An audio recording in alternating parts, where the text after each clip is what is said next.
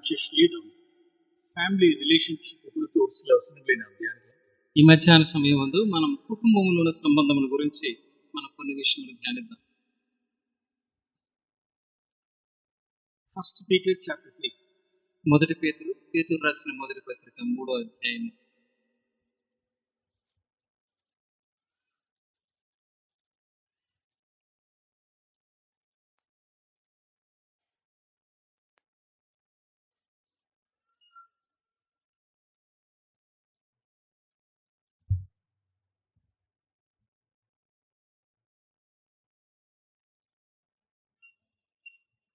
முதலாவது ஒரு சில வார்த்தைகளை ஹஸ்பண்ட்ஸ்க்காக ஷேர். మొదటగా కొన్ని మాటలు భర్తల గురించి పంచుకుందాం. பிறகு ஒரு சில வசனங்களை நாம் சகோதரிகளுக்காக நாம் தியானிக்கலாம். తర్వాత కొన్ని వచనములు సహోదరుల కోసం ధ్యానిద్దాం. நம்முடைய ஃபேமிலி ஸ்ட்ரெంగ్త్ இருந்தது చర్చిனுடைய స్ట్రెంగ్త్ చర్చ్ స్ట్రెంగ్త్ ఉంది. మన కుటుంబము బలంగా ఉన్నప్పుడే సంఘము కూడా బలంగా ఉంటుంది. ఫ్యామిలీనుடைய స్ట్రెంగ్త్ தான் చర్చిனுடைய స్ట్రెంగ్త్. ఫ్యామిలీ బలమే సంఘ బలము కూడా. ఫ్యామిలీ స్పాయిల్ ఆయిடுச்சு அப்படின்னா చర్చికి స్ట్రెంగ్త్ இருக்காது. కుటుంబమే విచ్ఛిన్నం అయిపోయిందంటే సంఘములో బలం ఉండదు. హస్బెండ్ అండ్ వైఫ్ రిలేషన్ స్ట్రాంగా இல்லை அப்படின்னா பிள்ளைகள் இடத்துல ஒரு காட்லியா வளர்றதுக்கு కష్టం. మరి ముఖ్యంగా భార్యాభర్తల మధ్య ఉన్న సంబంధం అంత దృఢమైనదిగా బలంగా లేకపోతే పిల్లల్ని పెంచడం కష్టం. லாஸ்ட் டேஸ்ல இருக்கிற அப்படின்னா நாம் நம்மளுடைய ఫ్యామిలీస్కి நிறைய సాటానిక్ అటాక్స్ இருக்கும். మనం ఆఖరి దినముల్లో ఉన్నాము కాబట్టి కుటుంబం మీద సైతాన్ దాడులు చాలా ఎక్కువగా ఉంటాయి. வேர்ல்ட்லியா இருக்கக்கூடியதான கிறிஸ்டியன் நாமினல் கிறிஸ்டியன் ఫ్యామిలీస్లోడెல்லாம் அவனோட நேரத்தை வேஸ்ட் பண்றதே கிடையாது. లోకంలో ఉన్న సాధారణమైన పేరుకు క్రైస్తవుల్లాగా మన జీవితంలో వ్యర్థం చేయకూడదు. அவனுக்கு தெரியும் யார் யாரெல்லாம் హోల్ హార్టెడ్ డిసిపుల్స్ இருக்காங்க. సైతానికి తెలిసి ఎవరు తీవ్రమైన హృదయమంతుడితో శిష్యులుగా దేవుని వెంబడిస్తున్నారు. those who keep the commandments of God, those who hold the testimony of Jesus, அவர்களோடு கூட தான் யுத்தம் இருக்கு, வார். సైతానికి తెలుసు ఎవరు దేవుని ఆజ్ఞలను పాటిస్తున్నారు, వాళ్ళతోనే యుద్ధం చేస్తూ ఉంటాడు సైతాన్. సో ఆగినాల్ நம்முடைய ஒரு కేర్లెస్ లైఫ్స్ న வாழ்ந்துடக்கூடாது. అందుకని మనము క్రమము లేని జాగ్రత్త లేని జీవితంలో జీవించకూడదు. மிகுந்த பொறுப்புள்ளவர்களாய் ரெஸ்பான்சிபிள் హస్బెండ్స్ అండ్ వైఫ్స్ இருந்தால் நம்முடைய பிள்ளைகளை we can bring them in a godly fear. బాధ్యత కలిగిన భార్యాభర్తలుగా ఉన్నప్పుడు మాత్రమే పిల్లల్ని దైవ భయములో పెంచగలం. We should set an example, such a godly example before our children. మన పిల్లల ముందు మనము ఒక మంచి దైవకమైన మాదిరిని ఉంచాలి. இங்க ఫస్ట్ పీటర్ చాప్టర్ 3 వర్స్ 7 లో వాసన. మొదటి పేతురు 3వ అధ్యాయము 7వ వచనంలో మనం ఈ విధంగా చదువుతాం. అయితే అటువలనే పురుషులారా, జీవమను కృపావరములో మీ భార్యలు మీతో పాలువారై ఉన్నారని ఎరిగి ఎక్కువ బలహీనమైన ఘటమని భార్యను సన్మానించి మీ ప్రార్థనలకు అభ్యంతరము కలుగుకుంటున్నట్లు జ్ఞానము చొప్పున వారితో కాపురము చేయుడి. ఇది ఎంతో పెద్ద వచనం లాగుంది. என்னென்னலாம் பீட்டர் சொல்றாரு, ఏమేమి చెప్తున్నాడో పేతురు చూడండి. ఇక్కడ వైఫ్స్ వీక్ వెసల్ அப்படின்னு சொல்றாரு. భార్యలు బలహీనమైన ఘటమని చెప్తున్నారు. அவர்களுக்கு செய்ய வேண்டியதான கனத்தை செய்யுங்கள், వాళ్ళకి ఇవ్వవలసిన ఘనతని ఇవ్వండి. both husband and wife are joint heirs அப்படின்னு சொல்றாரு. వాళ్ళిద్దరూ కృపావరములో పాలువారై ఉన్నారు అని చెప్పబడుతుంది. Living in an understanding way with your wives అని சொல்றாரு. వాళ్ళిద్దరూ ఆ భార్యను సన్మానించి జ్ఞానము చొప్పున వారితో కాపురము చేయుడి. so that your prayers may not be hindered அப்படிங்கிறாరు. మీ ప్రార్థనలకు అభ్యంతరం కలుగుకుంటున్నట్లు. how many things in one verse? ఒక్క వచనములో ఎన్ని మాటలు ఉన్నాయి చూడండి. there are two things. ఇక్కడ రెండు విషయములు ఉన్నాయి. மனைவிக்கு செய்ய வேண்டிய డ్యూటీస్ ஒன்று இருக்கு, மனைவிக்கு செய்ய வேண்டிய డ్యూ హానర్ ஒன்று இருக்கு. భార్యకు చేయవలసిన బాధ్యతలు ఉన్నాయి, భార్యకి ఇవ్వవలసిన ఘనత అనేది లేకపోతే సన్మానం అనేది ఒకటి ఉంది. 1 Corinthians 7 లో அவங்களுக்கு செய்ய வேண்டிய డ్యూటీస్. మొదటి కొరింథీ పత్రిక 7లో భార్య పట్ల మీరు చేయవలసిన బాధ్యత, ఈ పనులు. அவங்களுக்கு செய்ய வேண்டிய హానర్ அப்படினா ఫస్ట్ పీటర్ లో వాసిద్దాం. మొదటి పేతురులో ఆవిడకి ఇవ్వవలసిన సన్మానం గురించి చదువుతున్నాం. అప్పుడు నా డ్యూటీస్ చేయను, హానర్ கொடுக்கணும். ఒక పక్కన మనం చేయవలసిన బాధ్యతలు నిర్వర్తించాలి, ఇంకో పక్కన ఆవిడని కనపరిచి సన్మానించాలి. இதுல நாம் தவறிட்டோம், அவர்களுக்கு செய்ய வேண்டிய கணத்தை நாம் கொடுக்கல அப்படின்னா, ఇది ఇందులో తప్పిపోయాము, ఆవిడకి ఇవ్వవలసిన ఘనతను మనం ఇవ్వలేదు అంటే, இந்த verse 7 நான் அப்படியே மினிமைஸ் பண்ண ஷார்டன் பண்ண விரும்புறேன். ఈ 7వ వచనాన్ని నేను కొద్దిగా చిన్నది చేసి చెప్పాలనుకుంటున్నాను. மனைவிக்கு கொடுக்க வேண்டிய கணத்தை கொடுக்கல அப்படின்னா prayers will not be heard. భార్యకి ఇవ్వవలసిన ఘనత ఇవ్వలేదు అంటే మీ ప్రార్థనలు ఆలకించబడవు. Small verse ఆగినాం. నేను చిన్న వచనం చేశాను చూడదాన్ని. డియర్ బ్రదర్స్, డియర్ హస్బెండ్స్, ప్రియమైన బ్రదర్స్, ప్రియమైన భర్తలు, மனைவிக்கு நாம் கொடுக்க வேண்டியதான அந்த ஹானரை நாம் கொடுக்கல அப்படின்னா நம்மளுடைய ஜெபங்கள் கேட்கப்படாது. భార్యకి మనం ఇవ్వాల్సిన ఘనతను మనం ఇవ్వలేదు, వారిని సన్మానించలేదు అంటే మన ప్రార్థనలు ఆలకించబడవు. இன்னொரு இடத்துலயும் ప్రేయర్ கேட்கப்படாதுன்றது. ఇంకొక చోట కూడా ఈ ప్రార్థనలు ఆలకించబడదని ఉంది. బుక్ ఆఫ్ మలాకీ గ్రంథము chapter 2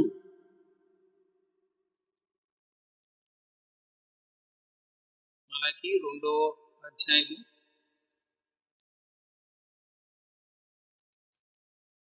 verse 13, chapter 2 verse 13, the last book of Old Testament.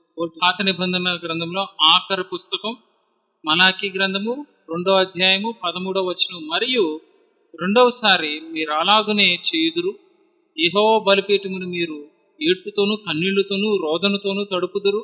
కాబట్టి ఆయన మీ నైవేద్యములను అంగీకరింపకియు తనకు అనుకూలము కాని అర్పణలు మీ చేత తీసుకొనుకియు ఉన్నాడు. கண்ணீரா இருந்தாலும் சரி, அழுகையா இருந்தாலும் சரி, காணிக்கையா இருந்தாலும் சரி, ఏదైనా ఆండவர் ఏట్టుకొల్ల మాட்டார். మీరు కన్నీళ్లు కాచినా గానీ, రోదనతో మీరు చేసినా గానీ, మీరు నైవేద్యం అర్పించినా గానీ, మీరు ఏం చేసినా గానీ ప్రభు మీ అర్పణ తీసుకో. ఇస్రాయేలీస్ కేకుறாங்க, మల్కియా తీసుకో. వై அப்படிங்க கேக்குறாங்க. వెంటనే ఇశ్రాయేలీయులు అడుగుతున్నారు మలాకీతో, ఎందుకు అని. రిమైనింగ్ వర్స్ 14వ వచనం. అది ఎందుకని మీరు అడగగా, యవన కాలమందు నువ్వు పెండ్లి చేసుకుని అన్యాయముగా విసర్జించిన నీ భార్య పక్షమున యెహోవా సాక్షి ఆయను, అది నీకు తోటిదై నువ్వు చేసిన నిబంధనకు పాత్రురాలు కదా, నీ పెండ్లి భార్య కదా. తోడియం ఉన్ ఉడன்பడిக்கையின் மனைவிக்கு நீ துரோகம் பண்ணினாயே, నీవు నీ భార్యకి ద్రోహం చేసావు కదా. verse 15 the latter part. 15 ఆఖరి వచనంలో, యవన కాలమున పెండ్లి చేసుకున్న మీ భార్యల విషయంలో విశ్వాసఘాతకులుగా ఉండకుడి. verse 16 the latter part. ఆఖర్లో 16 ఆఖర్లో, కాబట్టి మీ మనస్సులను కాచుకునుడి, విశ్వాసఘాతకులు కాకుడి. உன்னுடைய ஸ்பிரிட்ல எச்சரிக்கையாயிரு. మీ యొక్క ఆత్మలో మీరు హెచ్చరింపబడిన వారి కింద ఉండండి. நாம் ஒரு காலம் நம்மளுடைய இளவயதின் மனைவிக்கு நாம் துரோகம் பண்ணிடக்கூடாது. ఇప్పుడు కూడా మన యవనకాల భార్యకి మనం ద్రోహం చేయకూడదు. எத்தனை வயசானாலும் சரி, ఎంత వయసైనా కానీ, திருமணமாயி 50 years 40 years ஆனாலும் சரி, పెండ్లి అయ్యి 50 సంవత్సరములు 40 సంవత్సరములైనా సరే, மனைவிக்கு எக்ஸ்டர்னல் பியூட்டி எல்லாம் கூட போயிருக்கலாம், భార్యకి బాహ్య సంబంధమైన సౌందర్యం కూడా పోవచ్చు, ஹேர் குட்டிருக்கலாம், చుట్టూ ఊడిపోయి ఉండొచ్చు, பல்லெல்லாம் விழுந்திருக்கலாம், పళ్ళు ఊడిపోయి ఉండొచ్చు, இப்படி ஆயிருக்கலாம், పళ్ళు ఊడిపోయి ఇలా లోపలికి వెళ్ళిపోయి ఉండొచ్చు, ஒரு ஒரு லுக்கே இல்லாம இருக்கலாம், చూడడానికి మంచిగా కనపడకపోవచ్చు. I want to show one more verse also. ఇంకొక వాక్యం కూడా చూపించాలని. Proverbs 17:17. సామెతలు 17:17. Proverbs 17:17. సామెతలు 17:17. Yes. నిజమైన స్నేహితుడు విడువక ప్రేమించును, దుర్దశలో అటువాడు సహోదరుడుగా నుండును. Okay, the verse na సచ్ మార్చి వాసి. నీ వాక్యాన్ని నేను కొంచెం మార్చి చదువుతాను. పురుషన్ எல்லா కాలத்திலும் స్నేహిపాన్ తన మனைవి. భర్త ఏ సమయంలో అయినా తన భార్యని ప్రేమిస్తాడు. పురుషులకు அந்த verse కొంచెం పురుష అర్థం అవుతుంది. భర్తలు దీన్ని కొంచెం కొత్తగా తీసుకుందామా? భర్తలు, who is your friend, who is your best friend, who is your companion? మీ నిజమైన స్నేహితుడు ఎవరు? మీ బెస్ట్ ఫ్రెండ్ ఎవరు? ஒரு क्वेश्चन கேட்ட மாத்திரத்திலே பளிச்சு நடிச்சிட்டு நம்ம. கேட்ட மாத்திரத்திலே once we ask this question, immediately the answer should be my wife. ప్రశ్న అడగగానే వెంటనే జవాబు నా భార్య అని చెప్పాలి మీరు. So recently few days back I went to post office. కొన్ని దినముల క్రితం నేను పోస్ట్ ఆఫీస్కి వెళ్ళాను. There they want to open one IPBB banking, Indian Postal Bank. Indian postal bank నేను ఓపెన్ చేయాలని వెళ్ళాను అనమాట. So the 5 questions we have to answer for. అక్కడ That is అక్కడ secret questions we have to answer such. అక్కడ secret క్వశ్చన్లు ఉంటాయి కొన్ని. 5 ప్రశ్నలు జవాబు చెప్పాలి. Who is your friend? మీ స్నేహితుడు ఎవరు? My wife. నా భార్య. Even in the hidden, the secret question itself.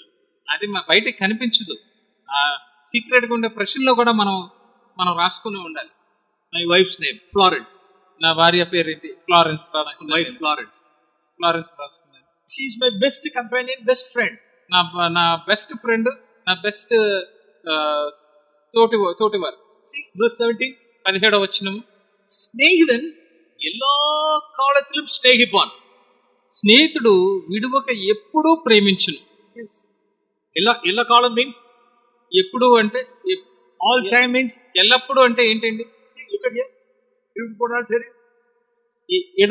ఇలా అయినా సరే, పల్లెళ్ళనాడు సరే, పళ్ళు లేకపోయినా సరే, పుట్నాడు సరే, జుట్టు అంతా ఊడిపోయినా సరే, సిక్కానాలు సరే, రోగము అయినా సరే, ఇప్పుడు అనాలి సరే, ఇంత లావ్ అయినా సరే, എല്ലാ കാലത്തിലും സ്നേഹിപ്പാൻ. అంటే എല്ലാ కాలం అంటే ఎప్పుడు కూడా ప్రేమిస్తారు.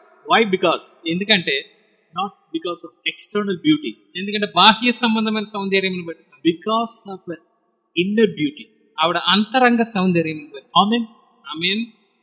For this reason, dear sisters, I request you, cultivate your inner beauty now itself. అందుకనే సిస్టర్స్, నేను మిమ్మల్ని రిక్వెస్ట్ చేస్తున్నాను, ఇప్పుడు నుంచే మీ అంతరంగ సౌందర్యమును పెంచుకోండి. Age will come, definitely your age will come. ఒక వయసు వస్తుంది ఖచ్చితంగా మీ అందరికి. You will lose all your external beauties. మీ బాహ్య సంబంధమైన సౌందర్యం అంతా పోతుంది. So when you are getting aged means at the time, మీరు వయసు అయిపోతున్న కొద్ది ఆ సమయంలో you should not disappoint your husbands by zero inner beauty, zero external beauty. Then they will be disappointed. ఇప్పుడు వయసు అయిపోయిన తర్వాత మీ భర్తల్ని మీరు డిసప్పాయింట్ చేసే వాళ్ళ కింద ఉండకూడదు. ఎందుకంటే అప్పటికి మీ బాహ్య సంబంధ సౌందర్యము సున్నానే, మీ అంతరంగ సౌందర్యము కూడా ఏమీ ఉండదు, సున్నానే. Definitely what will be diminishing means that external beauty will be diminishing. ఏది తరిగిపోతుంది, ఏది తగ్గిపోతుంది అంటే బాహ్య సంబంధమైన సౌందర్యము తగ్గిపోతుంది. Gradually, these are all the days you cultivate your inner beauty. అందుకే ఈ దినముల్లోనే నెమ్మదిగా మీ అంతరంగ సౌందర్యం పెంచుకోండి. That's the second part. I will come later. అది రెండో భాగం, తర్వాత మీ దగ్గరికి వస్తుంది. Now let us speak to brothers. We are going there. ఇప్పుడు మనం భర్తలతో మాట్లాడదాం. Okay, 17. 17. స్నేహితుడు എല്ലാ కాలത്തിലും స్నేహిపాన్. నిజమైన స్నేహితుడు ఎల్లప్పుడూ, ఇక్కడ విడువకను ఉంది, ఎల్లప్పుడూ ప్రేమించును. So during the time of Malachi, Israelites, మలాకి సమయంలో ఇశ్రాయేలీయులు they were treacherous to their wives. వాళ్ళ భార్యలకు విశ్వాసఘాతకులుగా అయిపోయారు. God found that spirit, the defiled spirit. వాళ్ళలో ఉన్న అపవిత్రాత్మను దేవుడు కనుగొన్నారు. So if you are not faithful for our loving wives, భార్యలను ప్రేమించే విషయంలో మీరు నమ్మకంగా you are ఉండకపోతే, not faithful to our companions, మీ యొక్క తోటి వారికి, మీ భాగస్వామికి మీరు విశ్వాసం కలిగి ఉండకపోతే our prayers will not be heard. మన ప్రార్థనలు ఆలకించబడవు. Okay, let us come back to the 1 Peter chapter 3:7. 1 పేతురు 3:7 వద్దాం. అప్పుడు நாம் இங்கே எப்படி நம்மளுடைய prayers hinder ஆகும் அப்படிங்கறது మన ప్రార్థనలకు ఎలాగ ఆటంకం కలుగుతుంది అనేది మనం చూస్తున్నాం. 1 Peter chapter 3, 1 పేతురు 3 அவர்களுக்கு செய்ய வேண்டிய கணத்தை நாம் செய்யணும். వాళ్ళకి ఇవ్వవలసిన ఘనతను అంటే సన్మానమును మనం వారికి ఇవ్వాలి. I want to show an example from Old Testament. పాత నిబంధన గ్రంథం నుంచి నేను ఒక ఉదాహరణ చూపించాలనుకుంటున్నాను. See, man of God, friend of God, Abraham. దేవుని స్నేహితుడు అబ్రహాం గురించి Genesis chapter 21. ఆదికాండము 21 He's such a Old Testament godly saint.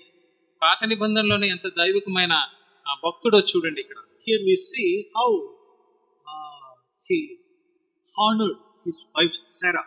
తన భార్య అయిన సారాను ఆయన అలాగే సన్మానిస్తున్నారో చూడండి. See verse 8. 21:8 ఆ పిల్లవాడు ఎదిగి పాలు విడిచును, ఇస్సాకు పాలు విడిచిన దినమందు అబ్రహాము గొప్ప విందు చేసెను. யாருக்கு பெரிய விருந்து பண்ணினான் அப்படினா, ఇక్కడ అబ్రహాము ఎవరికి ఇంత గొప్ప విందు చేశాడంటే తన వైఫ్ సారాకు ஒரு பெரிய సర్ప్రైజ్ கொடுத்தார். తన భార్య అయిన సారాకు గొప్ప సర్ప్రైజ్ ఇచ్చారన్నమాట ఆయన. నా ఇప్పుడు I imagine like this.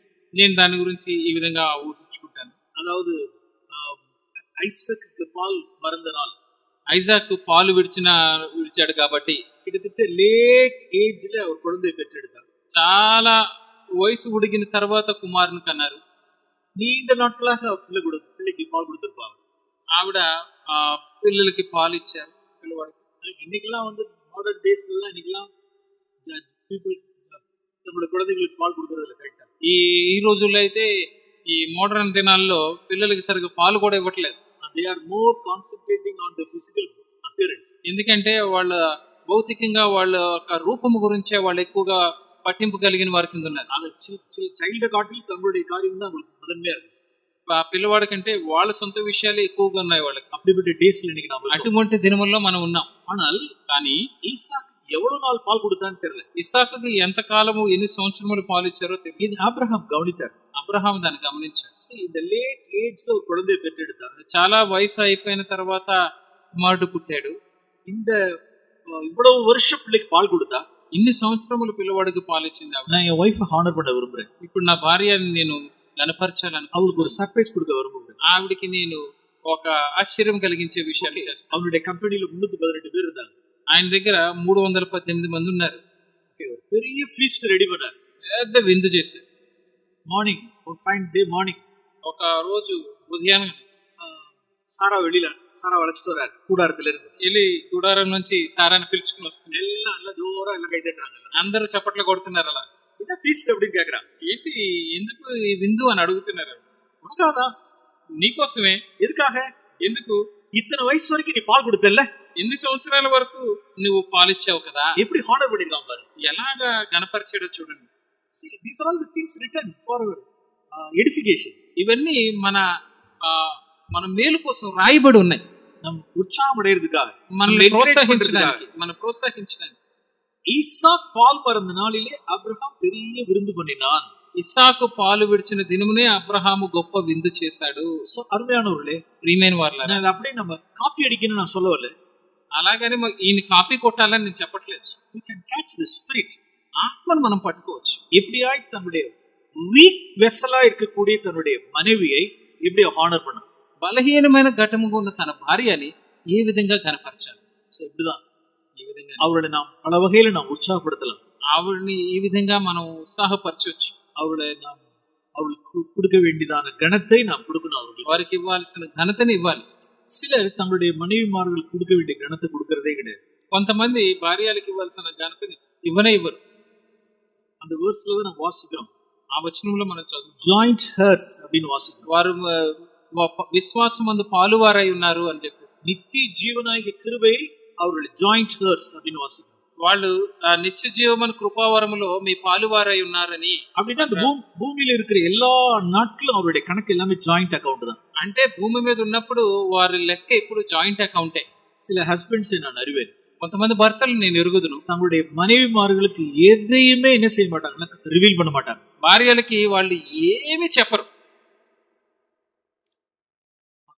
எவ்வளவு இன்கம் தெரியாது, மனைவிக்கு தெரியுமா தெரியாது. భార్యకి ఎంత రాబడి వస్తుందో తెలుసా అంటే తెలియదు. எவ்வளவு சேலரி கெட்டிங் தெரியாது. శాలరీ వాళ్ళ జీతం ఎంతో తెలియదు. எவ்வளவு டேக் ஹோம் தெரியாது. ఇంటికి ఎంత తీసుకొస్తున్నారు ఆఫీస్ నుంచి అనేది తెలియదు. எவ்வளவு சேவிங்ஸ் தெரியாது. ఎంత ఆదా చేస్తున్నారు అనేది తెలియదు. எவ்வளவு ఫైనాన్షియల్ డీలింగ్స్ வெளியில எங்கெங்க இருக்கு தெரியாது. బయట ఎక్కడ ఆర్థిక సంబంధమైన వ్యవహారాలు ఉన్నాయో అది భార్యకు తెలియదు. ஏதாவது டெபாசிட்ஸ் இருக்கா தெரியாது. ఎక్కడైనా ఫిక్స్డ్ డిపాజిట్లు ఉన్నాయంటే అది తెలియదు. எதையுமே ஷேர் பண்ண மாட்டாங்க. ఏది చెప్పరు భార్యకి. மனைவி இடத்துல ஷேர் பண்ணவே மாட்டாங்க. భార్యలకి చెప్పరు. இவர்கள் எல்லாம் இயேசு கிறிஸ்துவின் நாமத்தில் அவர்களை முகமுகமாய் face to face I can tell them boldly they are not honoring their wives. వీరందరినీ యేసుక్రీస్తు నామములో నేను ధైర్యంగా చెప్పగలను, వాళ్ళ ముఖం మీదే వారి భార్యలను సన్మానించటం లేదు. I have come across many sisters. నేను చాలా మంది సహోదరులతో మాట్లాడని వాళ్ళు కన్నీరు కారుస్తూ ఉంటారు. Brother, I don't know anything about my husband's financial matters. మా భర్త యొక్క ఆర్థిక సంబంధమైన విషయంలో నాకు ఏది తెలియదండి అంటారు. He won't reveal anything to me. ఆయన నాకు ఏది చెప్పరు.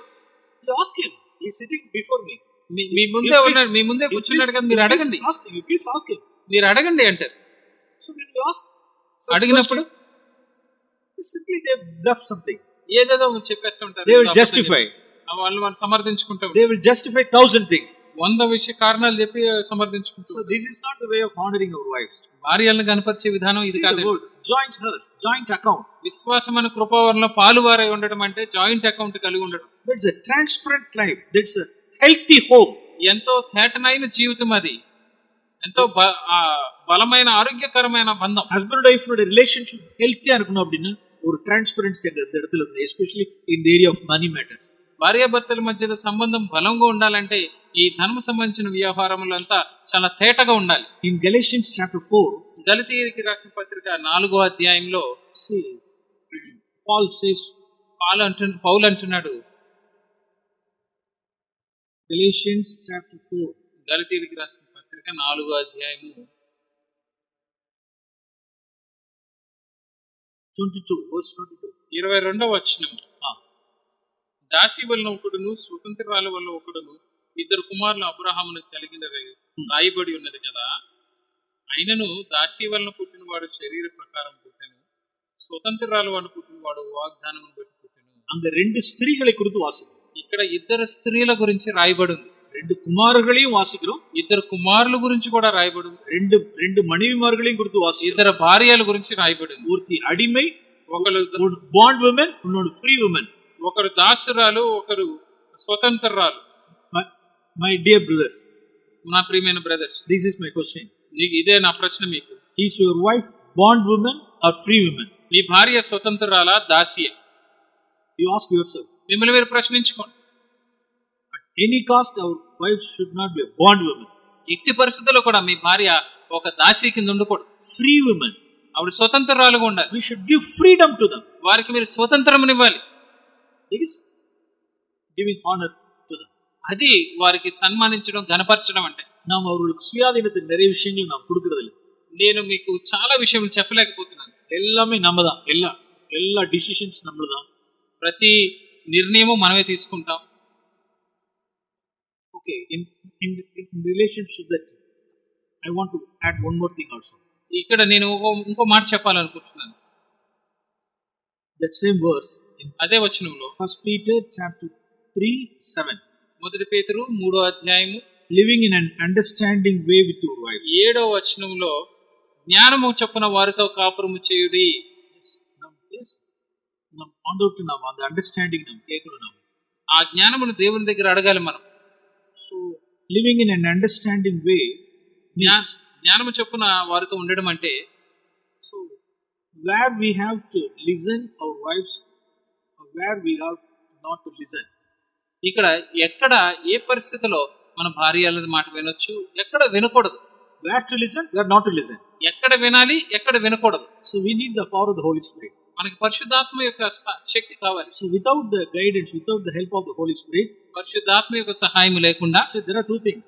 రెండు విషయాలు ఉన్నాయి. ఇన్ జెనసిస్ చాప్టర్ 3, ఆదికాండం 3వ అధ్యాయం, ద లార్డ్ ఆస్క్డ్ ఆడమ్, దేవుడు అబ్రహామును అడిగారు, why did you listen your wife? నీ భార్య మాట ఎందుకు విన్నావు? Eating the food is second thing. తిన్న పండు తినడం అనేది రెండో విషయం. Why did you listen your wife? నీ భార్య మాట ఎందుకు విన్నావు?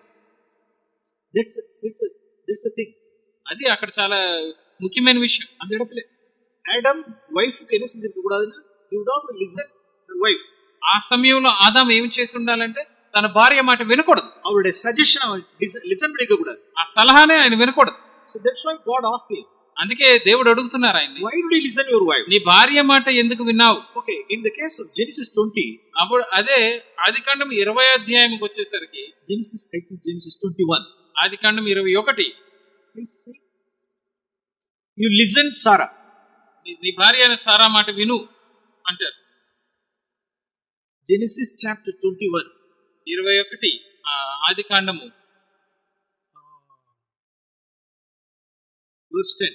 Please 10, 10వ 11, వచనం చూద్దాం. 10, 11, 10, 11, 12. 10, 11, 12. ఈ దాసిని దాని కుమారుని వెలగొట్టుము, ఈ దాసి కుమారుడు నా కుమారుడైన ఇస్సాకుతో వారసుడై ఉండడని అబ్రహాముతో అనెను. అతని కుమారుని బట్టి ఆ మాట అబ్రహామునకు మిక్కిలి దుఃఖము కలుగు చేసెను. అయితే దేవుడు, ఈ చిన్నవాణిని బట్టి నీ దాసిని బట్టి నువ్వు దుఃఖపడవద్దు, సారా నీతో చెప్పు ప్రతి విషయములో ఆమె మాట వినుము. ஓ சாராள் சொல்வதெல்லாம் கேள். సారా చెప్పిన ప్రతి మాట విను. இப்ப వైఫ్ ஒரு సజెషన్ கொண்டு வரா. భార్య ఒక సలహా ఇస్తుంది. leave the context. ఇక్కడ ఈ సందర్భాన్ని వదిలిపెట్టండి. Wife is bringing some suggestion. భార్య ఒక సలహా తీసుకొస్తుంది. In this case, ఇక్కడ ఈ విషయంలో పోయి கர்த்தர் ஆபிரகாம் என்ன சொன்னார்? దేవుడు అబ్రహాముతో ఏం చెప్పారు? சாராள் சொல்றதை கேள். సారా చెప్పిన ప్రతి విషయము ఆ మాట విను. ஆதாம்ட்ட என்ன சொன்னார்? ఆదాముతో ఏమన్నారు? ஏன் ஈவ் சொன்னதுக்கு நீ செவிசாய்த்த? ఎందుకు నీ భార్య అవ్వ చెప్పిన దానికి నీవు చెవినిచ్చావు? See, there are two verses. 2 వచనాలు ఉన్నాయి ఇక్కడ. Why did you listen? ఎందుకు విన్నావు? Listen. ఇక్కడ ఎందుకు విను ఇక్కడ. So where to listen, where not to listen. ఎక్కడ వినాలి, ఎక్కడ వినకూడదు. So that's why we depend upon the Holy Spirit. అందుకే మనం పరిశుద్ధాత్మ మీద ఆధారపడతాం. We need the power of the Holy Spirit. We need His guidance. మనకి పరిశుద్ధాత్మ యొక్క నడిపింపు అవసరం. Now which side I should take now? ఇప్పుడు నేను ఏ వైపు ఉండాలి? Whether I should listen or not. ఇప్పుడు నేను వినాలా, వినకూడదా? We should depend upon the Holy Spirit. పరిశుద్ధాత్మ మీద ఆధారపడాలి. So this is living in an understanding way. ఇది జ్ఞానం చెప్పిన వారితో కాపురం చేయడం. We should not literally take one side or literally take this side. ఏదో ఈ వాక్యం ఇలా ఉంది కదా అని ఎప్పుడు వాళ్ళ మాట వింటూ ఉండకూడదు, ఎప్పుడు వాళ్ళ మాట వినకుండా ఉండకూడదు. Then we will end up in some other way. లేకపోతే అది వేరే దేంట్లోకి దారితీస్తుంది. That is living in an understanding way. అది జ్ఞానం చెప్పిన వారితో కాపురం చేయడం అంటే. For example, ఉదాహరణకి some legitimate lawful desires they may express. ఒక న్యాయపరమైన వాళ్ళకి ఎంతో న్యాయమైన కోరికలను వాళ్ళు చెప్పొచ్చు. Some practical examples also. క్రియపూర్వకమైన కొన్ని ఉదాహరణలు చెప్తారు. அவங்கள కంప్లీట్గా ఇగ్నోర్ பண்ணக்கூடாது. వాళ్ళు చెప్పేదాన్ని పూర్తిగా అలా వినకుండా ఉండకూడదు. In one of our churches, one family, మన సంఘంలో ఒక కుటుంబం ஒரு family council గా வந்தாங்க. వాళ్ళు సలహా కోసం వచ్చారు. ஒரு +2 గర్ల్ முடிச்சிட்டா. +2 వాళ్ళ కుమార్తె +2 జూనియర్ కాలేజ్. ఇక్కడ జూనియర్ కాలేజ్ ఇంటర్మీడియట్ అయిపోయింది. இப்ப ஃபாதருடைய டிசைர் என்னவா இருந்துச்சு அப்படின்னா, తండ్రి యొక్క ఆశ ఏంటంటే தன்னுடைய மகளை நல்ல ஒரு பெரிய சிட்டிக்கு அனுப்பி வைக்கணும். நெக்ஸ்ட் ஃபர்தர் காலேஜுக்கு சிட்டிக்கு அனுப்பி வைக்கணும். ஏன் அப்படின்னா நல்ல ஒரு சிட்டி எக்ஸ்போஷர் வேணும் அவளுக்கு அப்படின்ட்டு அவர் விரும்புறாரு. తండ్రి ఆలోచన ఏంటంటే నా కుమార్తెని కాలేజీ కోసం ఎక్కడైనా సిటీకి పంపించాలి, ఎందుకంటే ఆ సిటీ యొక్క వాతావరణం తనకు తెలియాలి అని తండ్రి అనుకున్నాడు. நிறைய தான் படிக்கிற படிப்புல நல்ல ஒரு ఎక్సెల్ பண்ணலாம் அப்படிங்கிறது. అలా ఉంటే అక్కడ అందరిని చూసి చదువులో ఎంతో అభివృద్ధి చెందొచ్చు. மனைவியினுடைய டிசைர் என்னவா இருக்கு அப்படின்னு, భార్య యొక్క ఆశ ఏమైందంటే no no no no no city ఎక్స్పోజర్లా వేண்டாం. ఇక పట్టణం యొక్క ఆ యొక్క ఎక్స్పోజర్ ఏమక్కర్లేదు, అక్కడ ఎలా వాతావరణమో తెలియక్కర్లేదు. இந்த టౌన్లో இருக்கிறதான இந்த கல்லூரியே it's enough for our daughter. ఈ టౌన్ లో ఉన్న కాలేజీయే మన భార్యకు సరిపోద్దని ఆవిడ, అది పోదుం, అది చాలు, அதுவே நல்ல காலேஜ் தான், అది మంచి కాలేజే. இது టూ డిఫరెంట్ ఒపీనియన్స్. ఇప్పుడు 2 అభిప్రాయాలు ఉన్నాయి.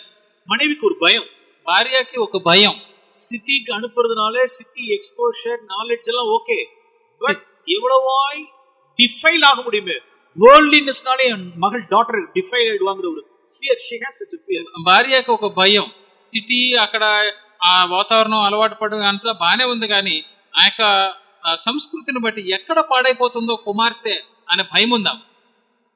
இப்போ టూ డిఫరెంట్ ఒపీనియన్స్. ఇప్పుడు 2 అభిప్రాయాలతో వచ్చారు. டாட்டருடைய டிசைர் என்னவா இருக்கு அப்படின்னா, ఇప్పుడు కుమార్తె యొక్క ఆశయమై ఉందంటే அவ யாருக்கு பின்னால போறா அப்படின்னா டாடியோட போறா.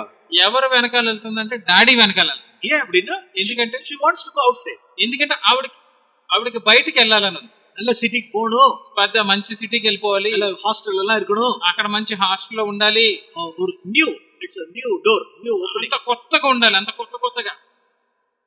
இப்ப అప్పారు మಗಳು ఉన్నారు one side. ఇప్పుడు తండ్రి కుమార్తె ఒకటైపోయారు, ఒక చోట ఉన్నారు. So all the three they came to me. వాళ్ళు ముగ్గురు నా దగ్గరికి వచ్చారు. So I listened this thing. నేను విన్నాను. So see the different opinions.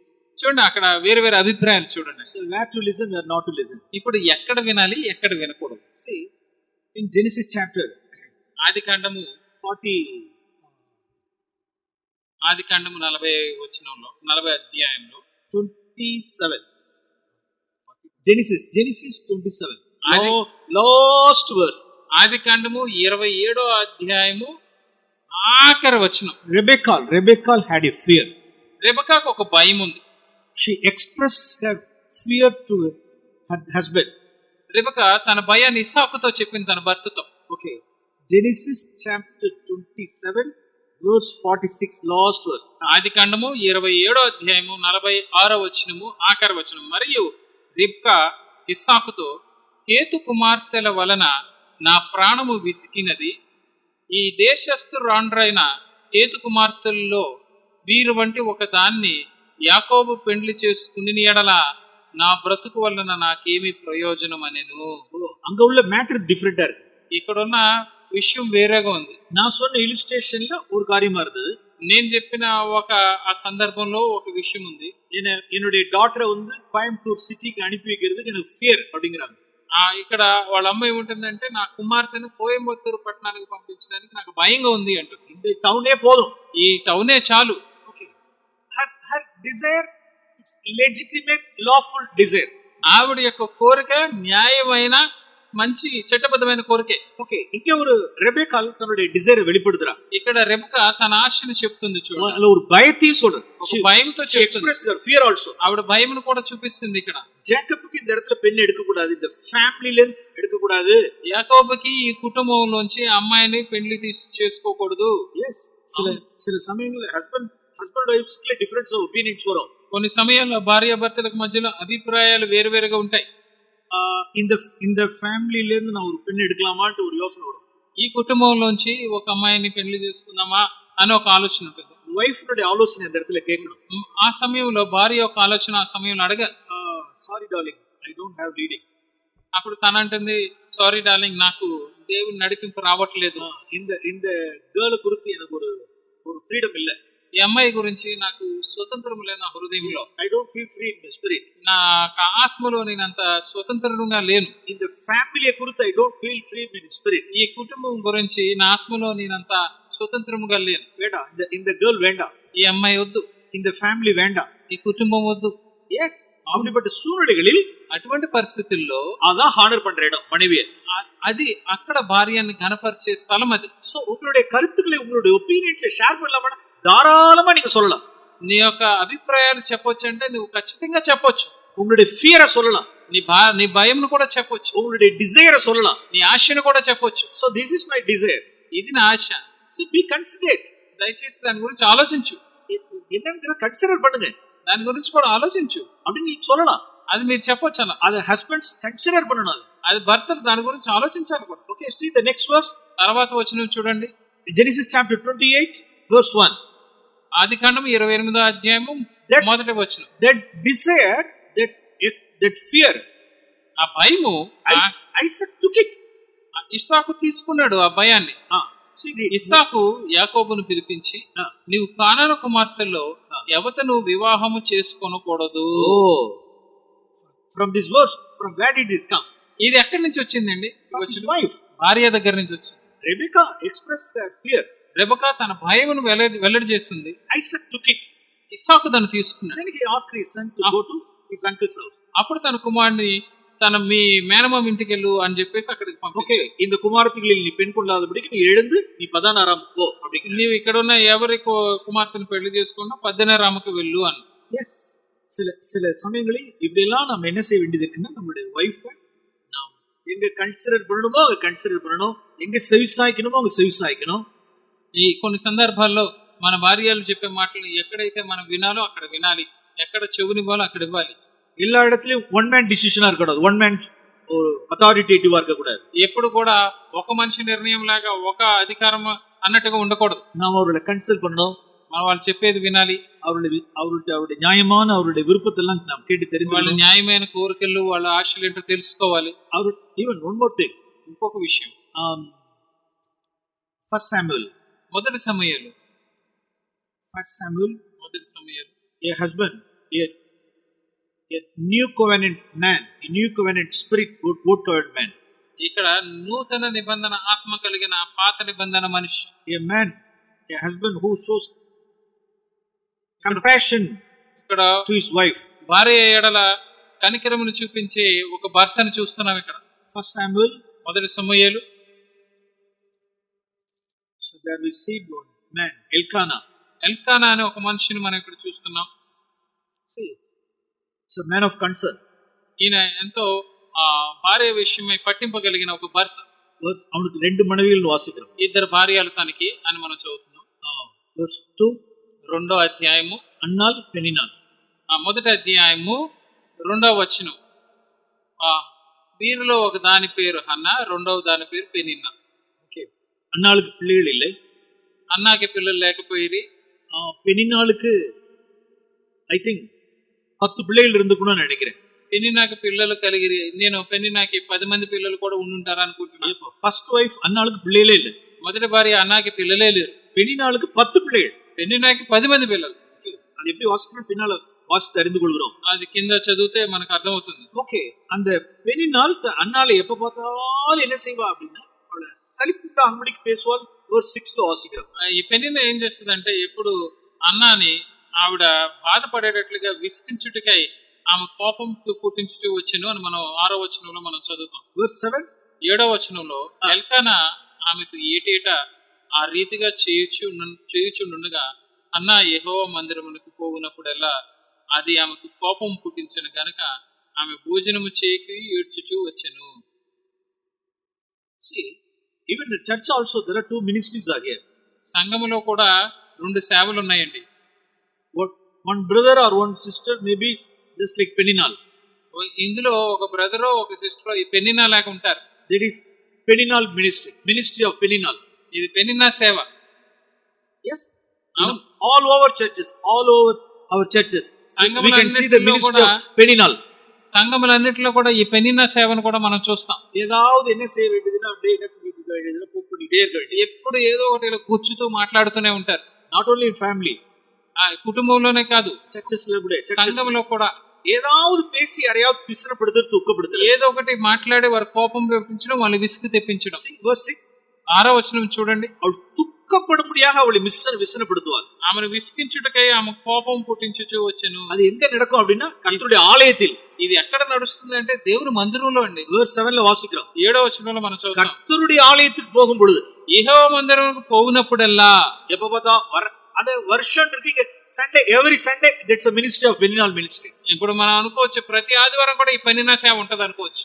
అழ வைக்கிறது, ఒకరిని ఏడిపించడం. సండేస్ வருவாங்க, ఆదివారం వస్తారు. யாராவது சில ஃபேமிலிஸ் ரிட்டர்ன் போகும் பொழுது அழுதுகிட்டே போகணும். ఎవరైనా ఒక కుటుంబం వెళ్ళినప్పుడు ఏడ్చుకుంటూ వెళ్తా ఉంటారు. அவளை சோர்வடை வைக்கிறது, వాళ్ళకి వాళ్ళని బాధ పెట్టడం.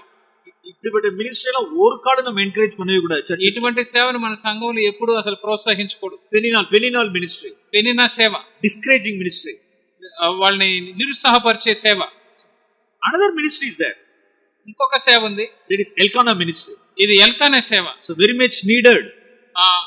అది ఎంతో అవసరమైంది. In our churches we needed many Elkanahs. మన సంఘంలో ఎంతో మంది ఎల్కానాలు కావాలి. ఓకే, అழுகிற సహోదరిயை பார்த்து என்ன சொல்றாரு அப்படின்னா, ఏడుస్తున్న ఆ సహోదరుని చూసి ఏమంటుందంటే, முதல்ல சர்ச்சை முடிச்சுவோம், சர்ச்சை డీలింగ్. ఇప్పుడు సంఘం గురించి ముందు ముగిద్దాం. ஏன் அழுவுறீங்க సహోదరుడు, ఎందుకు ఏడుస్తున్నావు? సిస్టర్ ஏன் அழுவுறீங்க? సహోదరి, నువ్వు ఎందుకు ఏడుస్తున్నావు? ஏன் சஞ்சலப்படுறீங்க? ఎందుకు ఏడుస్తున్నావు?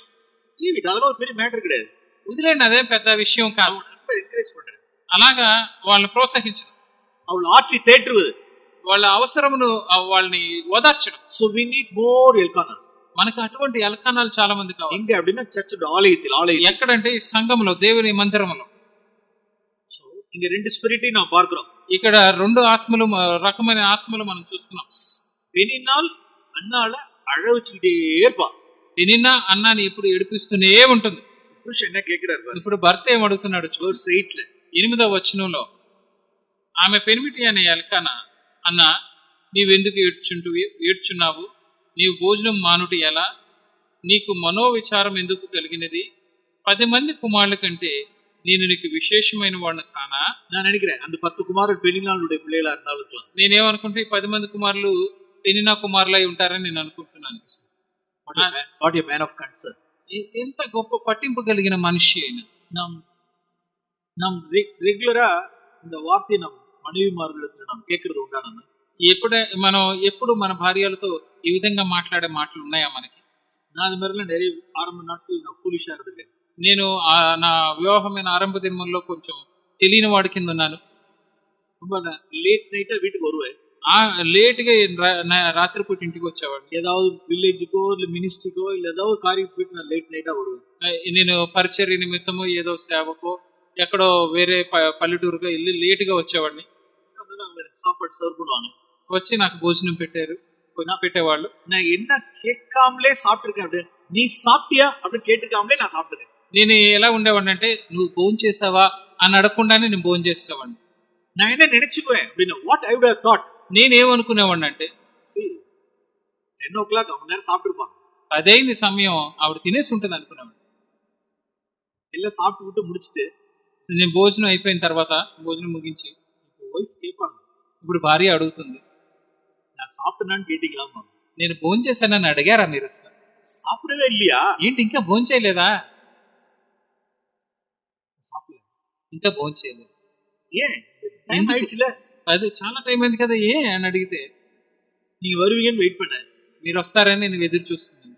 ஒரு வார்த்தை கூட கேட்கல இல்ல. ఒక మాట కూడా అడగలేదు కదా అని అలా తలపట్టుకుంటారు. I am also failure husband. నేను కూడా ఆ విషయంలో తప్పిపోయిన వాడిని, తప్పిపోయిన భర్తనే. I have failed many times. నేను ఆ విధంగా ఎన్నోసార్లు తప్పిపోయాను.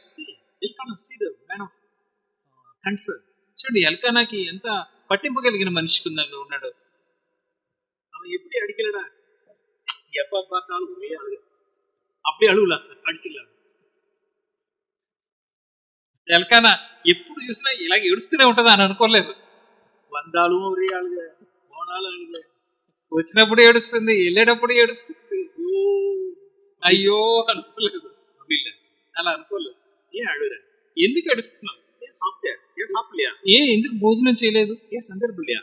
ఎందుకు నీవు ఇంకా భోజనం చేయలేదు? நான் இல்ல, నేనున్నాను కదా. 10 பிள்ளைகளை காட்டில் நான் இல்லையா? 10 మంది కంటే నేను ఎక్కువ వాడిని కదా. அவன் வரும்பொழுது verse 5 பாருங்க, verse 5. 5వ వచనం చూడండి. అన్న తన ప్రియముగా నున్నందుకు ఆమెకు 2 సార్లు ఇచ్చుచూ వచ్చెను. యెహోవా பெண்ணினாளுக்கு 1/2 கிலோ அல்வா கொண்டு வந்தான்னா அண்ணாளுக்கு 1 கிலோ அல்வா கொண்டு வர. పెనిన్నాకి 1/2 కేజీ హల్వా ఇస్తే అన్నాకి కేజీ హల్వా తీసుకొచ్చేవాళ్ళు, 2 అంతలు ఇచ్చేవాళ్ళు. మరేవా అడిచిட்டு கொண்டு வச்சுக்கோங்க. అలాగే దాచిపెట్టి ఇలా తీసుకొచ్చి ఉంచుకో అని చెప్పేవాళ్ళు. ఇది పార్షియాలిటీలని சொல்லிடாதீங்க. ఇది పక్షపాతం అని చెప్పకండి. She is a week vessel. ఎందుకంటే ఆవిడ కొంచెం బలహీనమైన ఘటం. நல்ல ஸ்பெஷல் அல்வா, இது ஸ்பெஷల్ ஸ்வీట్ కోటై కాజు ఓకే. ఇంకా 2 కిలో 4 కిలో. ఇక్కడ 2 కేజీలు ఇస్తే వాళ్ళకి 4 కేజీలు ఇవ్వడం. లవ్ నో, ఆ ప్రేమని అలా చూపించాడు కదా. ఆవిడకి రెట్టిపాన పంగు కొడుపాన్. ఆమెకి 2 అంతలు ఇస్తూ వచ్చాడు. ఆయన ఎంతో పట్టింపు కలిగిన భర్త. So this is way of honouring our wives. ఇది భార్యల్ని ఘనపరిచే విధానం. జాయింట్ హెయిర్స్, వాళ్ళు మనతో పాలుభాగస్తులు, సమవారసు. See that the next verse in 2వ వచనం, verse 21, 21వ వచనం. ఎల్కానాయును అతని ఇంటి వారందరూ యెహోవాకి ఏటేటా అర్పించు బలి నర్పించుటకు మొక్కుబడిని చెల్లించుటకు పోయిరి.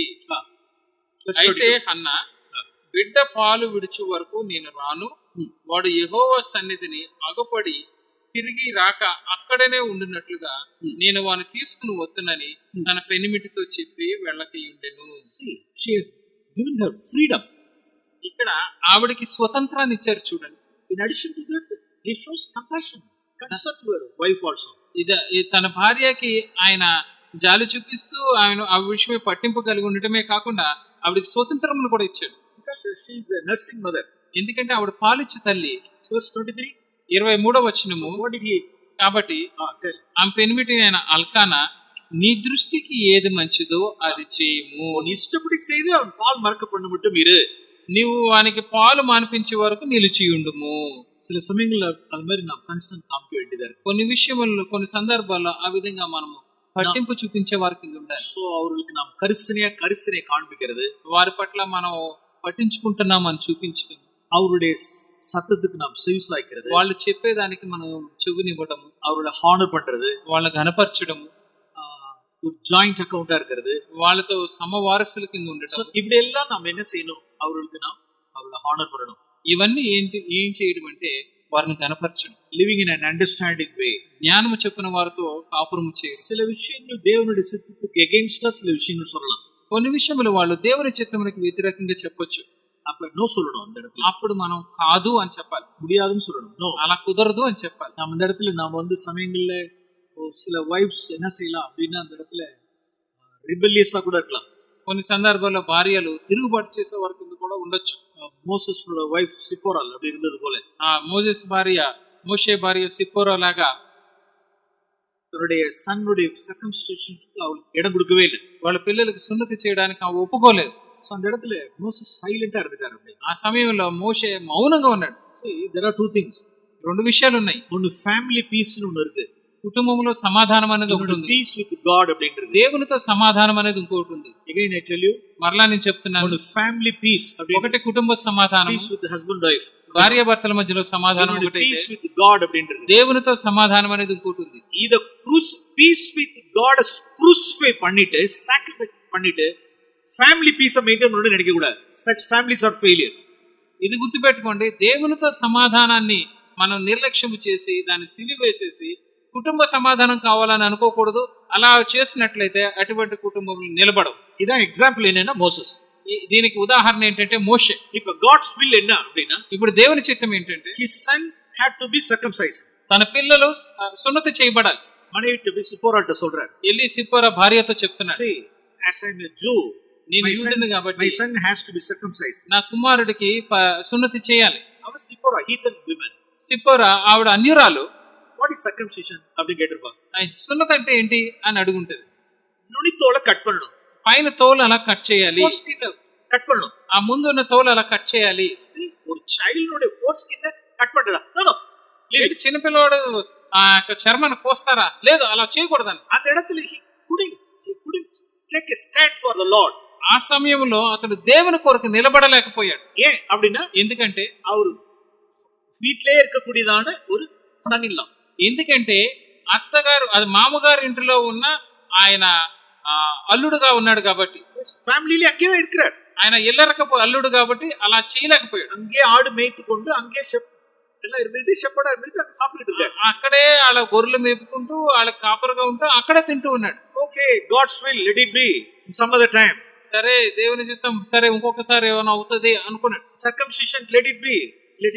సరే, సున్నతి వాయిదా ఇద్దాం, ఉండనివ్వు దాని పక్కన. అలా డే విల్ కమ్, ఒక రోజు వస్తుంది, ఒక రోజు వస్తుంది అనుకున్నాడు. So fellowship, family peace is main thing.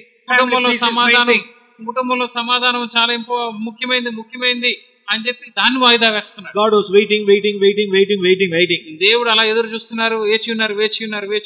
In particular time, ఒక సందర్భంలో he made up his mind to kill Moses. ఆయన మోషేని చంపను ఉద్దేశించాడు. Oh God, అయ్యో దేవుడు, such a serious thing. ఎంత తీవ్రమైనదా ఇది. So we should not go to that level. ఆ స్థాయి వరకు మనం వెళ్ళకూడదు. Then the remaining thing I think you know from Exodus chapter 4. తర్వాత విషయములు మీకు నిర్గమకాండము 4వ అధ్యాయం నుంచి మీకు అన్ని తెలుసు అని నేను అనుకుంటున్నాను. So peace with God, another word is family peace. దేవునితో సమాధానము, కుటుంబంలో సమాధానము. Yes, first thing, peace with God. మొదటిది దేవునితో సమాధానం. Even our wives getting offended, that's not the matter. భార్యలు అభ్యంతరపడినా కానీ అది సమస్య కాదు. We should not get offended offend God. మనం దేవుణ్ణి అభ్యంతరపరచకూడదు. So these are all the things we should maintain, that family relationship, especially for husbands to wives. ఇవన్నీ భార్యాభర్తల మధ్యలో మనం పాటించవలసిన విషయములు. భార్యాభర్తల మధ్యలో a few minutes for sisters. ఇప్పుడు సహోదరుల కొరకు కొన్ని నిమిషాలు మాట్లాడతాను. So Hebrews chapter, హెబ్రీయులకు రాసిన పత్రిక. I want to give you 4 verses for dear sisters. సహోదరుల కోసం 4 వచనములు ఇవ్వాలనుకుంటున్నాను. You just keep it in your heart. మీ హృదయంలో ఉంచుకోండి దాన్ని. First verse, మొదటిది Hebrews 13:17. హెబ్రీయులకు రాసిన పత్రిక 13:17. Yesterday itself I showed. ఇది నిన్నే చూపించాను అక్కడ వైజాగ్ లో.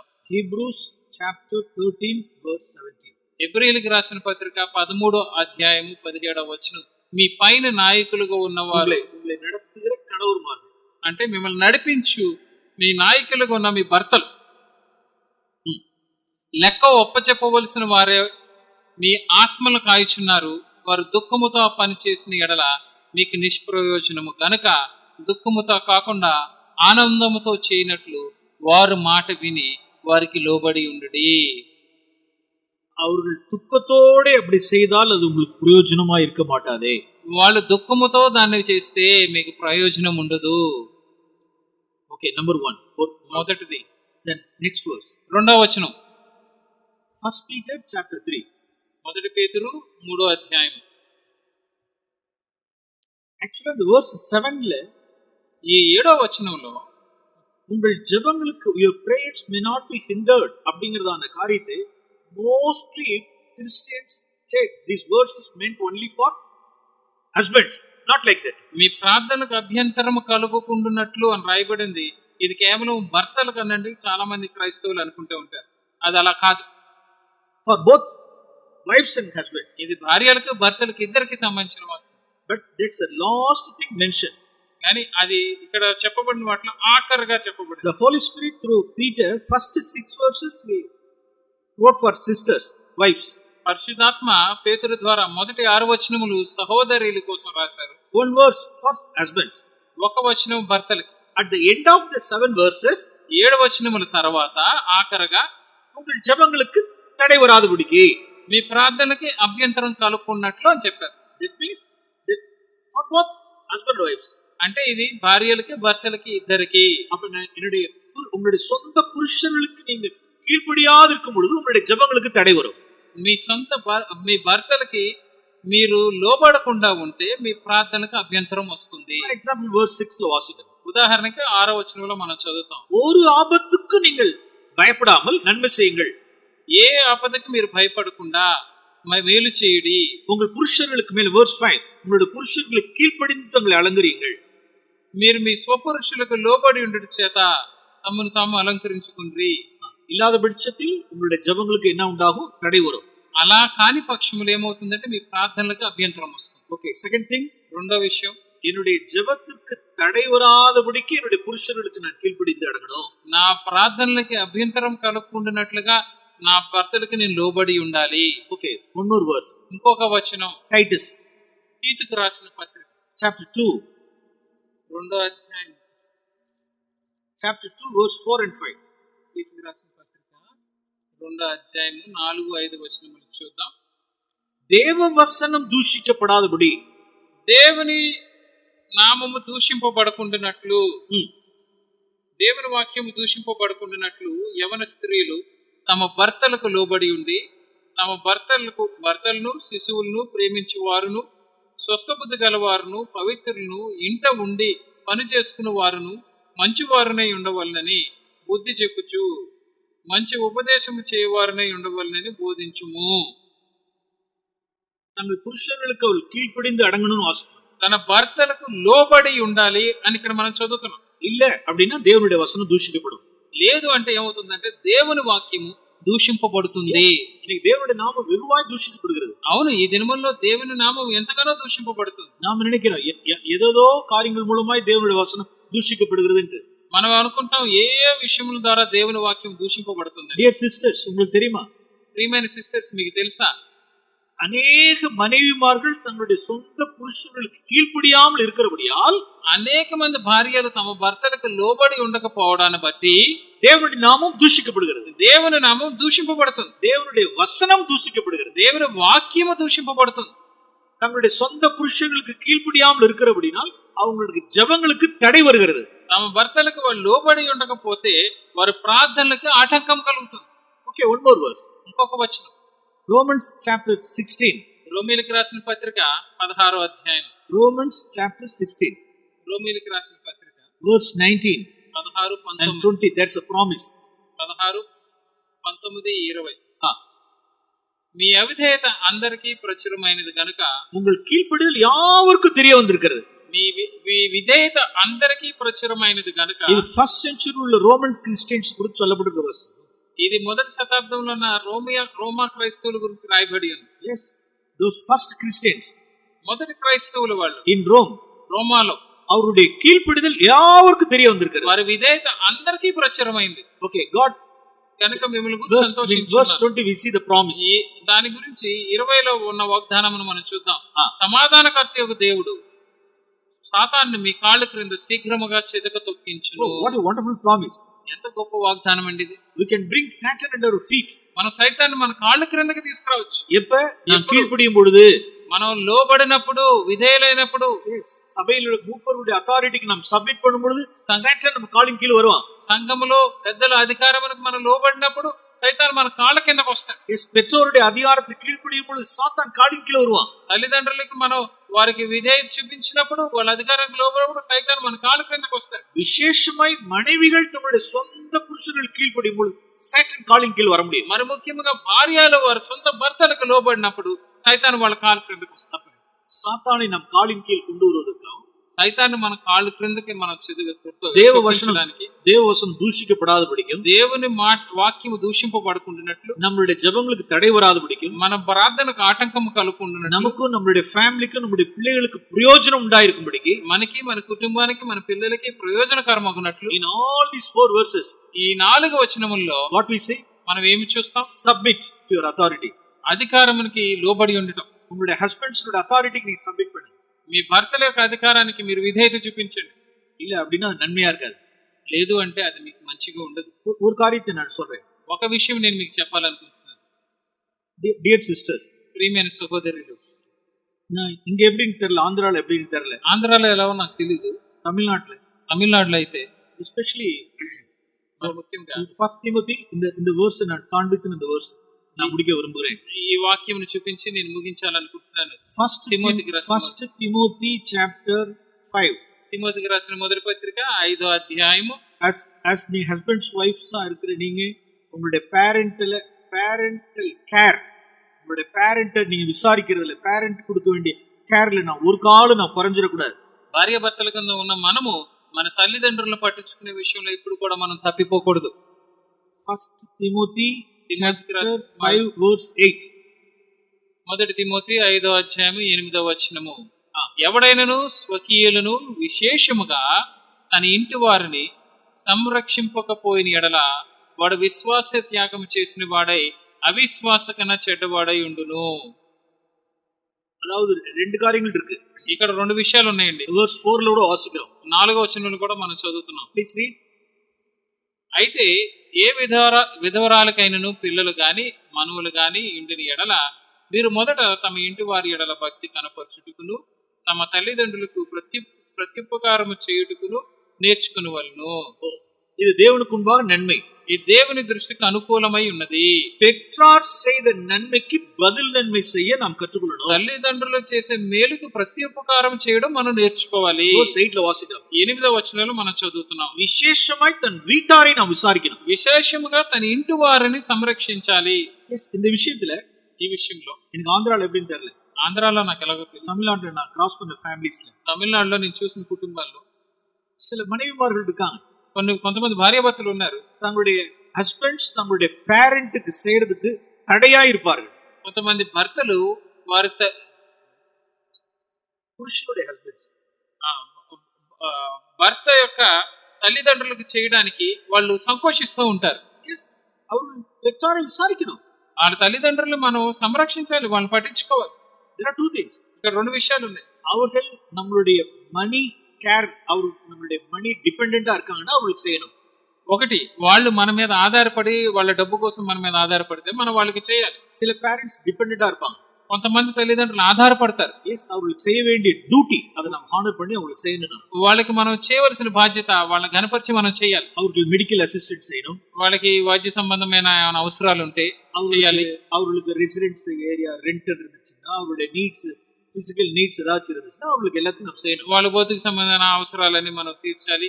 వాళ్ళు ఎక్కడైనా అద్దెకుంటే అద్దె మనం కట్టేటట్టుగా ఉండాలి. அவங்க డిపెండెంటా இல்லைன்னா దట్ ఇస్ డిఫరెంట్. వాళ్ళ మీద ఆధారపడకపోతే, వాళ్ళ మీద ఆధారపడకపోతే అది వేరే సంగతి. ஆனா பேரண்ட்ஸ் டிபெண்டெண்டா இருக்கும் பொழுது, తల్లిదండ్రులు ఆధారపడి ఉన్నప్పుడు there are some sisters, కొంతమంది సహోదరులు ఉన్నారు.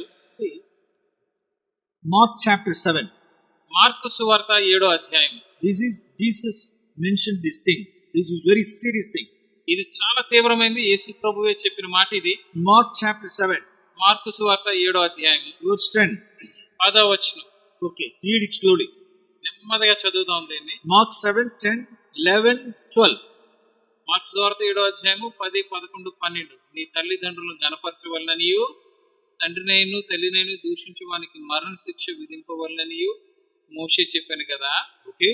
అయినను మీరు ఒకడు తన తండ్రినైను తల్లినైను చూచి నా వలన నీకు ప్రయోజనమగునది ఏదో అది కోర్బాను అనగా దేవార్పితమని చెప్పిన ఎడల తన తండ్రికైనను తల్లికైనను వాడు ఏమీ చెయ్యనీయక మీరు నియమించిన మీ పారంపర్యాచారముల వలన దేవుని Okay, వాక్యం okay. These are all the verses. Just little bit I want to change this verse. వీటిని కొద్దిగా మార్చి చెప్తాను. Okay. சில மனைவிமார்கள் இருக்காங்க. కొంతమంది భార్యలు ఉంటారండి, There are here and there few sisters. ఇక్కడ అక్కడ కొంతమంది సహోదరులు ఉంటారు. அவர்கள் என்ன செய்வாங்க அப்படின்னா, వాళ్ళు ఏం చేస్తారంటే see, தன்னுடைய husbands அப்படி சொல்லுவாங்க. భర్తలు చెప్తారు ఈ విధంగా. ஃபார் எக்ஸாம்பிள் ஒரு ஃபேமிலி வந்து 5,000 rupees தன்னுடைய பேரண்ட் கொடுக்குறான். 10,000 rupees, 5 or 10,000 rupees monthly கொடுக்குறாங்க.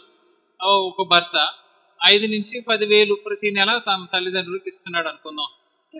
See, நான் உனக்கு செய்யத்தக்க உதவி எது உண்டோ அதை நான் கொடுக்கிறேன் என்று சொல்லி, அவ்வளவுதான், கடமை தீர்ந்தது என்று சொல்லி, నా వల్ల నీకు ప్రయోజనకరం ఏదో అది కోర్బాన్ అని చెప్పి అనగా దేవార్పితం అని చెప్పిన ఎడల கடமை that's a duty, my duty is over, that's all. Okay, ఎక్కడ ఏవో చేయవలసింది ఏదో చేసి నా యొక్క బాధ్యత అయిపోయింది అని చెప్పాడు అనుకోండి. கடமை அதான் బాధ్యత. கடமை, my duty is over. నా పని అయిపోయింది, ఇంకా నా బాధ్యత అయిపోయింది. அதற்கு பிறகு தன்னுடைய ஹஸ்பண்ட் என்ன அலோவ் பண்றது இல்ல அப்படின்னா, అంత దానికి మించి తమ భర్తల్ని ఏది వాళ్ళు అనుమతించట్లేదంటే, தன் தகப்பனுக்கோ தன் தாய்க்கோ யாதொரு உதவியும் செய்ய ஒட்டாமல் அப்படின்னு வாசிக்கிறோம். తన తండ్రికైను తల్లికైను ఏమీ చెయ్యనీయక అని చదువుతున్నాం. Yes, I have number of cases. ఇలాగ నేను చాలా సంగతులు చూశాను. మంత్లీ 10,000 rupees கொடுத்துட்டீங்கல்ல, ప్రతి నెల 10,000 ఇస్తున్నావు కదా, அப்புறம் எதுக்கு மறுபடியும் இந்த செலவு செய்றீங்க? அப்போ మళ్ళీ ఇప్పుడు ఎందుకు ఈ ఖర్చు పెడుతున్నావు? அப்புறம் எப்படி மெடிசின்ஸ் எதுக்கு வாங்கி கொடுக்குறீங்க? அப்ப మళ్ళీ మందులు ఎందుకు కొనేసి ఇస్తున్నావు? அப்புறம் எதுக்கு மட்டன் வாங்கி தரீங்க? అప్పుడప్పుడు ఎందుకు నువ్వు మటన్ కొనేసి ఇస్తున్నావు? ஃபிஷ் மார்க்கெட்டுக்கு போனீங்களா? ఇప్పుడు నువ్వు వైఫ్ கேக்குறாங்க பாரு, புருஷன்ட்ட, ஃபிஷ் மார்க்கெட்டுக்கு போனீங்களா? భార్య భర్తను అడుగుతుంటే చేపల మార్కెట్కి వెళ్ళారా? ஃபிஷ் நமக்கு மட்டும் வாங்கிட்டு வந்தீங்களா, இல்ல అక్కడ போயிட்டு ఇక్కడ வந்தீங்களா? మనకు మాత్రమే చేపలు తెచ్చారా, లేకపోతే అక్కడికి వెళ్ళి మళ్ళీ ఇక్కడికి వచ్చారా? టెల్ మీ, ఇప్పుడు చెప్పండి అని అడుగుతారు. ஒரு 3 கிலோமீட்டர்ல டாடி மம்மி அங்க இருக்காங்க. ఇంకా 3 కిలోమీటర్లు అమ్మ నాన్న ఉన్నారు అక్కడ. ஃபிஷ் மார்க்கெட்டுக்கு போயிருக்காரு. ఈయన చేపల మార్కెట్కి వెళ్ళాడు, தனக்கு ஃபிஷ் வாங்கிட்டாரு, చేపలు కొన్నాడు. இது ஒரு தாய் தகப்பனை குறித்து நினைக்கிறாரு. వెంటనే అమ్మ నాన్న గురించి ఒక ఆలోచన వచ్చింది. அப்படி தாய் தகப்பனுக்காக 1 கிலோ ஃபிஷ் வாங்குறாரு. సరే, అమ్మ నాన్న కూడా 1 కేజీ ఫిష్ కొన్నారు. நேரா ஃபிஷ் மார்க்கெட்ல இருந்து அங்க போறாரு. డైరెక్ట్గా చేపల మార్కెట్ నుంచి అక్కడికి వెళ్ళాడు. அதை கொடுத்து நேரா இங்க வீட்டுக்கு வராரு. అక్కడికి ఇచ్చి ఇంటికి వచ్చాడు. கரெக்டா ஒய்ஃப் கேக்குறாங்க, రాగానే కరెక్ట్ గా భార్య అడుగుతుంది, ஃபிஷ் மார்க்கெட்ல இருந்து இப்படி வந்தீங்களா, அங்க போயிட்டு வந்தீங்களா? చేపల మార్కెట్ నుంచి ఇలా ఇంటికి వచ్చారా, లేకపోతే అటు వెళ్ళి ఇటు వచ్చారా? டெல் மீ మీరు చెప్పండి అని అడుగుతారు. அவர் உண்மையை சொல்றாரு. ఆయన నిజం చెప్తాడు. அட்லீஸ்ட் 1 கிலோ ஃபிஷ் அப்படிங்கிறாரு. సరే, కొంచెం 1 కేజీ చేపలే కదా అంటాడు. 300 rupees leave it. 300 రూపాయలకు వదిలే అంటాడు. மந்த்லி 5,000 கொடுத்துருக்கீங்க, மந்த்லி 10,000 கொடுத்துருக்கீங்க, ட்ரெயின் டிக்கெட் போட்டுக்குவீங்க, அப்புறம் ஹாஸ்பிட்டல் பில்ல கட்டுவீங்க, அப்புறம் ஹாஸ்பிட்டல் அழைச்சிட்டு போடுவீங்க, மட்டன் ஃபிஷ் எல்லாம் வாங்கிட்டு வருவீங்க. ప్రతి నెల 5,000 ఇస్తున్నావు, 10,000 ఇస్తున్నావు, ఎప్పుడైనా వాళ్ళు ప్రయాణాలు చేస్తే ట్రైన్ టికెట్లు తీస్తున్నావు, హాస్పిటల్ బిల్లు కడుతున్నావు, ఇవన్నీ కాకుండా మళ్ళీ ఫిష్ అంటున్నావే. அப்படின்னா இதெல்லாம் 5,000 குறைங்க. அப்ப అప్పుడు నువ్వు 5,000లో తగ్గించు, 10,000 குறைங்க. ఇప్పుడు ఆ 10,000లో తగ్గించు. இந்த பக்கமும் செய்றீங்க, அப்புறம் இந்த பக்கமும் செய்றீங்க. ఇటు చేస్తున్నావు, అటు చేస్తున్నావు. To such wives God has given such verses. అటువంటి భార్యల కోసం ఇటువంటి వచనాలు ఇచ్చారు. Verse 12. 12వ వచనం, తన తండ్రికి அவ்வளவுதான். See, that is finished, that's all. తన తండ్రికైనా తల్లికైనా ఏమీ చేయనీక, ఇంకా అయిపోయింది, ఇంకంతే, அவ்வளவுதான், duty over. పని అయిపోయింది, నా బాధ్యత అయిపోయింది. Quota 3,000, 5,000, 10,000 quota over. That's all. Quota 5,000, 3,000, 10,000 quota అయిపోయింది, ఇంకా యాదొరు ఉదవి செய்ய ஒட்டறதில்ல. ఇంకెవ్వరికి ఏ సహాయం కూడా చేయకుండా చేయొద్దు. இவர்களுக்கு நாம என்ன சொல்லலாம்? ఇప్పుడు మనం ఏం చెప్తాం? அந்த 4 వెర్సెస్ ஞாபகம் வச்சுக்கோங்க. ఆ 4 వచనాలు గుర్తుపెట్టుకోండి. It will not go well with them. వాళ్ళకి మేలుకరంగా ఉండదు. అది దేవునుடைய వచనం దూషించబடும். దేవుని వాక్యము దూషింపబడుతుంది. அல்ல சாட்டனை காலின் கீழ் கொண்டு வர முடியாது. అది సైతాన్ని మన కాళ్ళు క్రిందకి తీసుకురావడానికి కుదరదు. అంటే లీగలా இருந்துட வேண்டாம், சட்ட பிரமாணிக்கனா இருந்துட வேண்டாம், ఏదో న్యాయంగా నడుచుకున్నట్లుగా అలా ఉండకండి.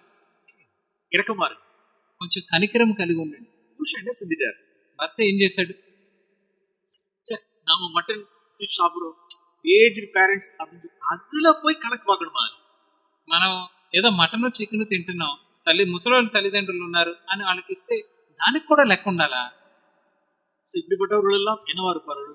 தன்னுடைய ஹஸ்பண்ட்ஸ்க்கு நோவாக இருப்பார்கள், பெயின்ஃபுல்லா இருப்பார்கள். ఇలాంటి వాళ్ళందరూ ఎలా ఉంటారంటే వాళ్ళ భర్తలకి వాళ్ళు ఒక నొప్పి కింద ఉంటారు. But at the same time the other side of the truth, అదే సమయంలో ఇక్కడ ఇంకొక సత్యం కూడా మనకు తెలుసు. పేరెంట్స్ நம்ம ஹானர் பண்றோம், తల్లిదండ్రులు మనం కనపరుస్తున్నాం. పేరెంట్స్ செய்ய வேண்டிய டியூட்டிஸ் நம்ம செய்றோம், వారికి చేయవలసిన పనులు మన బాధ్యతలు మనం నెరవేరుస్తున్నాం, செய்ய வேண்டிய உதவியை செய்றோம், వాళ్ళకి చేయవలసిన సహాయం చేస్తున్నాం. But at the same time అదే సమయంలో డియర్ హస్బెండ్, ప్రియమైన భర్తలు, அவங்களுடைய పేరెంటల్ ఇంటర్ఫియర్ நம்ம ఫ్యామిలీக்குள்ள ఇల్లాదబడికి நான் பார்த்துக்கொள்ளணும்.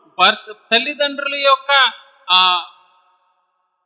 ఇంటర్ఫియరెన్స్ అంటే వాళ్ళు వచ్చి మన కుటుంబంలో కలగ చేసుకోకుండా మన బాధ్యతల్లో మనం చూసుకోవాలి. நம்ம அலோவ் பண்ணக்கூடாது. ఎప్పుడు కూడా మన కుటుంబంలో వాళ్ళు కలుగు చేసుకోవడాన్ని మనం అనుమతించకూడదు.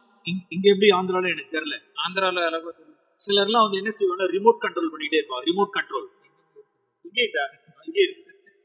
రిమోట్ కంట్రోల్ ఇక్కడ కూడా ఉంటారు. కొంతమంది తల్లిదండ్రులు వాళ్ళ కుటుంబాలను కంట్రోల్ చేస్తూ ఉంటారు. அவங்க 500 కిలోమీటర్స్ అందండ இருப்பாங்க, రిమోట్ కంట్రోల్ வேலை செஞ்சிட்டே இருப்பாங்க. వాళ్ళు 500 కిలోమీటర్ దూరంలో ఉంటారు కానీ వాళ్ళు రిమోట్ కంట్రోల్ చేస్తుంటారు. அந்த చైన్స్ எல்லாம் బ్రేక్ ஆகணும், ఆ సంఖ్యలన్నీ తగ్గిపోవాలి. yes we are giving the balanced truth.